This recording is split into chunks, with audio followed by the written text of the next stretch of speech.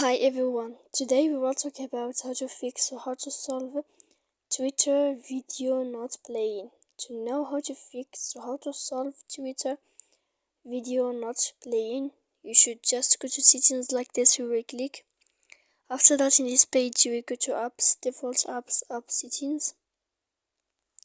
When you will see this list, you will go down to find the application of Twitter and you will enter. When you will see this page here, you will go to click for stop. Then you will go to click storage and you will enter. After that, in this page you will click clear cache. Then you will go to click clear data. And when you will end all this, you can turn off your phone. So please don't forget to support us by like and subscribe. See you next time in another video, and thank you for watching.